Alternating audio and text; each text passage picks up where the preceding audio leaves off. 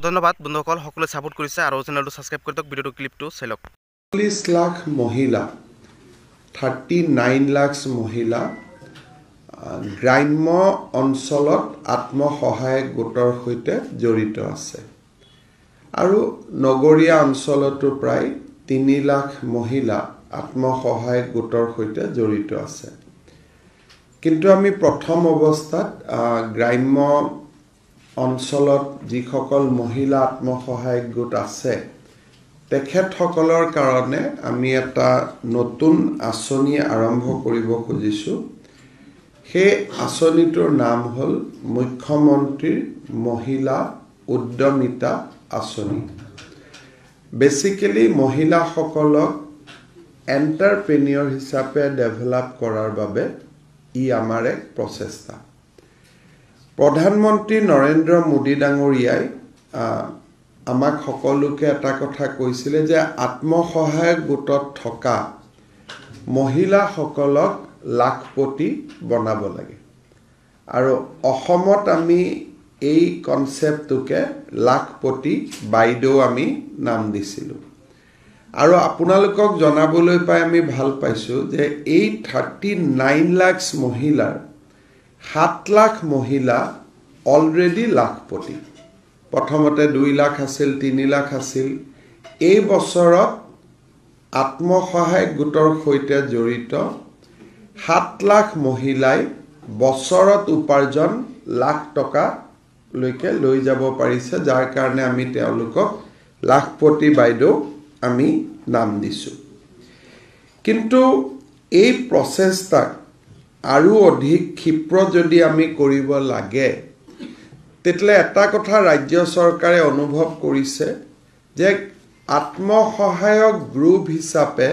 তেখেতসকলে বেংকৰ পৰা লোন লোৱা লোন ঘূৰাই দিয়া ব্যৱসায় কৰা এই যেটো গ্ৰুপটোৰ সাংগঠনিক শক্তি তাৰ লগত ব্যক্তিগত এটা স্পৃহা বা ব্যক্তিগত এটা ইনিচিয়েটিভ জড়িত হৈ থাকিব লাগে কেতিয়াবা এটা গ্ৰুপত 10 গৰাকী মহিলা থাকে 5 গৰাকী এক্টিভ 5 গৰাকী অলপ কম এক্টিভ কিন্তু আমি যদি 10 গৰাকীকে ব্যক্তিগত পৰ্যায়টো যদি আমি সহায় কৰো তেলে গ্ৰুপ আৰু ইন্ডিভিজুৱেল দুইটাই একেলগে কাম কৰিলে if the group activity and the individual activity both go hands in hand তেতিয়া the process of becoming Lakhpati will be expedited এই কামটো আৰু অধিক ক্ষিপ্ৰ হ'ব সেই দৃষ্টিভংগীৰ পৰা আমি মুখ্যমন্ত্ৰীৰ মহিলা উদ্যমিতা আঁচনি আমি আৰম্ভ কৰিব খুজিছো এই আঁচনিখনৰ প্ৰথম লক্ষ্য হ'ব যে আমি মহিলাসকলক 3টা ফেজত আমি সহায় কৰিব বিচাৰো ফাৰ্স্ট ফেজটো হ'ল যে তেখেতসকলে এটা বিজনেস প্ল্যান বনাব কোনোবাই মৌমাখিৰ বিজনেস প্ল্যান বনাব কোনোবাই এটা কণীৰ ব্যৱসায় গাহৰি ব্যৱসায় ক্ষুদ্ৰ দোকান যি হক তেওঁলোকে এটা বিজনেস প্ল্যান বনাব বা গ্ৰুপটোৱে যেটো ব্যৱসায় কৰি আছে সেই ব্যৱসায়টোকে আৰু আগবঢ়াই লৈ যাবৰ কাৰণে সমূহীয়া ভাৱেও তেওঁলোকে প্ল্যান কৰিব পাৰে যে আমি সৰকাৰৰ পৰা ইমান টকা পাম 10 গৰাকীৰ পইচা যদি এক জায়গাত আমি ৰাখি দিও তেতিয়া আমাৰ গ্ৰুপটোৰ এক্টিভিটি আৰু ভাল হ'ব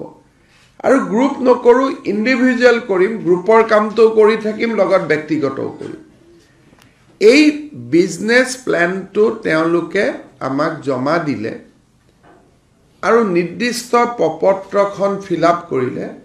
তেওঁলোকক আমি চৰকাৰে প্ৰথম বছৰত 10,000 টকা কৈ আমি তেওঁলোকৰ বেংক একাউণ্টলৈকে ট্ৰান্সফাৰ কৰিম অৰ্থাৎ 39 লাখ মহিলাই 3,900 কোটি টকা চৰকাৰৰ পৰা লাভ কৰিব কিন্তু এই আঁচনিখনৰ হিতাধিকাৰী হ'বলৈ কেইটামান শৰ্ত থাকিব আৰু অসমত ইমান ডাঙৰ মাইক্ৰ ফাইনেন্স লোন ৰেহাইৰ পিছত কাৰণ লোন ৰেহাইটো আমাৰ উদ্দেশ্য নাছিল লোন ৰেহাইৰ পিছত মহিলাসকলক এক্টিভ কৰা এইটো এটা আমাৰ উদ্দেশ্য আছিল ইমান ডাঙৰ মহিলা সবলীকৰণৰ ওপৰত আমি আগত কেতিয়াও স্কিম লোৱা নাই 4000 crores আমি আঁচনিখনত খৰচ কৰিম ইয়াত এই আঁচনিখনত প্ৰথমবাৰৰ বাবে আমি আৰু এটা বস্তু কৰিব খুজিছো যে এই মহিলাগৰাকীয়ে আসলতে ব্যৱসায় কৰিব সময় দিব পাৰিবনে না তাকো আমি এসেস কৰিব খুজিছো যাতে টকাটো আমাৰ অপব্যয় নহয় সেইকাৰণে আমি সিদ্ধান্ত লৈছো যে সাধাৰণ জাতিৰ মহিলাৰ বাবে আৰু ওবিসি মহিলাৰ বাবে তিনিটাতকৈ বেছি সন্তান থাকিব নোৱাৰিব সাধাৰণতে সৰু পৰিয়াল সুখী পৰিয়াল আমি দুটা কওঁ এই ক্ষেত্ৰত আমি তিনিটা কৈছো যদি কাৰোবাৰ চাৰিটা বাচ্চা আছে then she will be disqualified from the scheme অৰ্থাৎ তেওঁ এই আঁচনিখনৰ হিতাধিকাৰী ৰূপে গণ্য নহব কিন্তু ইয়াত ওবিসি হোৱা সত্ত্বেও যেহেতু খুব মাইক্ৰো কমিউনিটি মৰাণ মটক আৰু চাহ জনগোষ্ঠীৰ মহিলাসকলক আমি চাৰিটা সন্তানলৈকে আমি ৰেহাই দিছো বাকি ওবিসি এণ্ড জেনাৰেল কাষ্ট তিনিটা মৰাণ মটক আৰু চাহ জনগোষ্ঠী চাৰিটা সন্তান থাকিলেও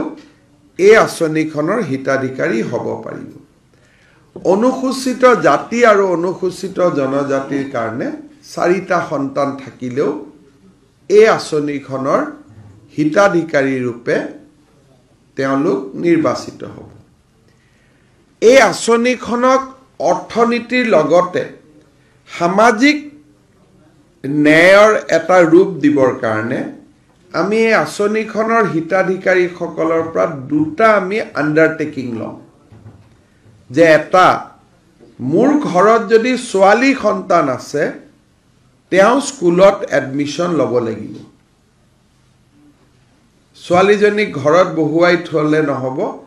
the daughter must go to the school সেই আমাক যদি 3 বছৰ হৈছে আমাক প্ৰতিশ্ৰুতি দিব লাগিব যে 6 বছৰ হলে যাব আৰু যদি 6 বছৰ হল তেতিয়ালে আঁচনিখনৰ হিতাধিকাৰী হোৱাৰ আগতে বাচ্চাক এডমিশন দিব লাগিব ওচৰৰ স্কুলত বা স্কুলতে হ'ব অঙ্গনবাদী হওক স্কুলতে হওক তেওঁ ফৰ্মেল এডুকেশ্যনৰ লগত জড়িত হ'ব লাগিব আৰু কাৰোবাৰ যদি বাচ্চা এতিয়া দুটা আৰু তিনটাই আছে তেওঁ আৰু চাৰিটালৈ নাযাওঁ বুলি ক'ব লাগিব যদি অলৰেডি ক্ৰাইটেৰিয়ান মোটামুটি আছেই যদি মই জেনাৰেল কাষ্টৰ মোৰ অলৰেডি দুটা বাচ্চা আছে এতিয়া তিনটা লৈকে আৰু মই নাযাওঁ বুলি ক'ব লাগিব কিন্তু তিনটা থাকিলে আঁচনিখন পাব কিন্তু যদি অলৰেডি মোৰ দুটা হল মই গৰ্ভৱতীও নহয় তেতিয়ালে আৰু তিনটা লৈকে যাব নালাগে এই এটা আমি পপুলেশ্যন নৰ্মছ এটা আমি প্ৰথম সমুৱাইছো আৰু আমি আণ্ডাৰটেকিং এটা ল'ব খুজিছো যে ছোৱালীজনীক আমি স্কুলত দিম নিয়মতে লৰাকো দিব লাগে স্কুলত কিন্তু আমি ছোৱালীজনীৰ কথাটো ইনসিষ্ট কৰিছো কাৰণ আমি ধৰি লৈছো যে ইউজুৱেলি লৰাক স্কুলত দিয়ে এই দুটা হল তেওঁলোকৰ মানদণ্ড তাৰ বাদে একো মানদণ্ড নালাগে এখন বিজনেস প্ল্যান যিখন আমিয়ে বনাই দিম তেওঁলোকে খালি চুজ কৰিব আৰু পপুলেশ্যন নৰ্মছ এই দুটা ফুলফিল হোৱাৰ লগে লগে তেওঁলোকে প্ৰথম 10,000 টকা চৰকাৰৰ পৰা পাব দ্বিতীয় বছৰত আমি তেওঁলোকক বেংকৰ পৰা 12,500 টকা লোন লুৱাই দিম আৰু চৰকাৰে তেওঁলোকক 12,500 টকা আকৌ দিব তানে টোটাল 25,000 প্ৰথম বছৰ চৰকাৰে 10,000 দিব দ্বিতীয় বছৰ বেংকে 12,500 দিব আৰু চৰকাৰে 12,500 দিব বেংকৰটো ঘূৰাই দিব লাগিব চৰকাৰটো ঘূৰাই দিব নালাগে সো টোটাল 35,000 rupees মহিলাসকলৰ হাতত পৰিব over a period of 3 years কাৰণ প্ৰথম 10,000 টকা খৰচ কৰি সকলোৱে হয়তো বেংকলৈকে একেবাৰতে যাব নোৱাৰিব বহুতৰ 10,000 টকাটো মিছ ইউটিলাইজো হ'ব পাৰে মুখ্যমন্ত্ৰী ডাঙৰীয়া কেইবাটাও ডাঙৰ সিদ্ধান্ত গ্ৰহণ কৰা হৈছে যে মুখ্যমন্ত্ৰী ডাঙৰীয়া ইতিমধ্যে বৃহৎ সিদ্ধান্ত গ্ৰহণ কৰিছে মুখ্যমন্ত্ৰী ডাঙৰীয়াৰ ফালৰ পৰা আৰু মুখ্যমন্ত্ৰী ডাঙৰীয়া এই বৃহৎ সিদ্ধান্তই বহুত সাধাৰণতে মানুহৰ উৎফুল্লিত কৰিছে আৰু এই সিদ্ধান্তসমূহ বহুত ভাল সিদ্ধান্ত গ্ৰহণ কৰা হৈছে মুখ্যমন্ত্ৰীৰ ফালৰ পৰা আৰু অসম চৰকাৰ যিকোনো খবৰে হওক আপডেটে হওক নটিচতে হওক যিকোনো আপডেট মোৰ চেনেলৰ পৰা পাই থাকিবলৈ মোৰ চেনেলটো ছাবস্ক্ৰাইব কৰিব লাগিব আৰু মুখ্যমন্ত্ৰী ডাঙৰীয়া ইতিমধ্যে কেইবাটাও বৃহৎ আঁচনিৰ ওপৰত সিদ্ধান্ত গ্ৰহণ কৰিছে এইটো ইতিমধ্যে 2 লাখ 3 লাখ 5 লাখকৈ টকা যিসকলক সাধাৰণতে বেপাৰ বাণিজ্য কৰিব ব্যৱসায় কৰাৰ বাবে দিয়া হ'ব বুলি মুখ্যমন্ত্ৰী ডাঙৰীয়া ইতিমধ্যে সিদ্ধান্ত গ্ৰহণ কৰা হৈছে বন্ধুসকল ইতিমধ্যে চাব পাৰিছে এই সিদ্ধান্তসমূহ বহুত ভাল সিদ্ধান্ত গ্ৰহণ কৰাইছে আৰু অসম চৰকাৰৰ ফালৰ পৰা যি সিদ্ধান্ত গ্ৰহণ কৰিছে সকলোক মই ধন্যবাদ জ্ঞাপন কৰিছোঁ অসম মন্ত্ৰীসকলক ধন্যবাদ জ্ঞাপন কৰিছোঁ অসম মুখ্যমন্ত্ৰীক ধন্যবাদ জ্ঞাপন কৰিছোঁ আৰু ইতিমধ্যে 39 লাখ প্লাছ মহিলাক সাধাৰণতে 50,000 টকা দিয়া হ'ব আৰু বেপাৰ বাণিজ্য কৰাৰ বাবে প্ৰথমখন সাধাৰণতে কিস্তিত দিয়া হ'ব 10,000 সেইটো একেবাৰে বিনামূলীয়াকৈ দিয়া হ'ব অসম চৰকাৰৰ ফালৰ পৰা আৰু 39 লাখ মহিলাক এই টকাখিনি দিয়া হ'ব আৰু আপোনালোকে সকলো ছাপোৰ্ট মৰম আশীৰ্বাদ জনাব আৰু মুখ্যমন্ত্ৰী ডাঙৰীয়াৰ ফালৰ পৰা সকলোখিনি কথা মুখেৰে শুনিলে গম পালে আৰু ভিডিঅ'টো সকলো শ্বেয়াৰ কৰিবলৈ অনুৰোধ জনালোঁ কাৰণ ভিডিঅ'টো সকলোৰ বাবে প্ৰয়োজনীয় কাৰণ 39 লাখ মহিলা সাধাৰণতে প্ৰতিটো ঘৰতে সাধাৰণতে মানুহৰ ঘৰত এজন কেণ্ডিডেট আছে বন্ধুসকল সকলো ভিডিঅ'টো শ্বেয়াৰ কৰিবলৈ অনুৰোধ জনালোঁ কাৰণ প্ৰতিগৰাকী সাধাৰণতে কেণ্ডিডেটৰ ঘৰতেই মানুহ আছে এই গোটৰ মানুহ আছে গাঁৱলীয়া অঞ্চলত প্ৰতিগৰাকী আছে কাৰণ সাধাৰণতে আৰু নগৰ অঞ্চলত আপোনাৰ অলপমান আছে কিন্তু আপোনাৰ গাঁও অঞ্চলৰ প্ৰতিগৰাকী ঘৰতে দুজন এজনকৈ আছে 100% আছে বন্ধুসকল ভিডিঅ'টো 100% শ্বেয়াৰ কৰিবলৈ অনুৰোধ জনালোঁ বন্ধুসকল আৰু সকলো ভিডিঅ'টো শ্বেয়াৰ কৰি দিব মুখ্যমন্ত্ৰী ডাঙৰীয়াৰ কথাখিনি নিজে শুনিলে গম পাব বন্ধুসকল সকলোক মই অনুৰোধ জনাই দিম চেনেলটো ছাবস্ক্ৰাইব কৰি দিব লাইক এটা কৰি দিব আৰু মুখ্যমন্ত্ৰী ডাঙৰীয়াৰ কথাখিনি আপোনালোকে শুনিলে গোটেইখিনি গম পাই যাব বন্ধুসকল আৰু 16 জানুৱাৰী তাৰিখৰ পৰা আপোনালোকে এপ্লাই ষ্টাৰ্ট হ'ব ইতিমধ্যে ফৰ্ম ফিলআপৰ কাম চলি আছে মুখ্যমন্ত্ৰী ডাঙৰীয়াৰ নিজৰ মুখেৰে আপোনালোকে শুনিব পাৰিলে বন্ধুসকল ফৰ্ম ফিলআপৰ কাম চলি আছে যে আৰু 16 জানুৱাৰীৰ পৰা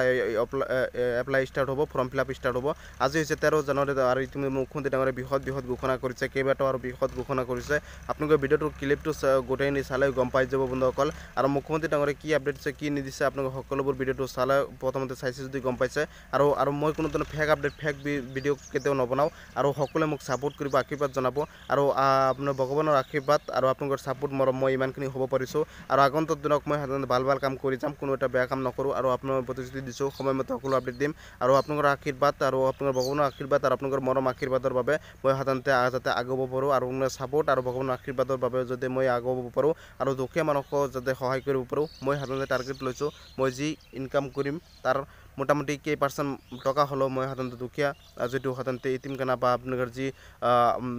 আপোনাৰ যিসকল ইতিমখানাত থাকে বা আপোনালোকৰ যিটো থাকে তেওঁলোকে সহায় কৰিম বুলি মই প্ৰতিশ্ৰুতি দিছোঁ কিন্তু মই ভিডিঅ'ৰ জৰিয়তে কেতিয়াও মই নেদেখাওঁ আৰু মই কৈছোঁ মই ইনকাম কৰা টকাৰে মই যিমান টকা ইনকাম কৰোঁ অলপ মানুহক সহায় কৰিম মই প্ৰতিশ্ৰুতি দিছোঁ আপোনালোকে ছাপোৰ্ট মৰম আশীৰ্বাদ জনাব আৰু আপোনালোকৰ সাধাৰণতে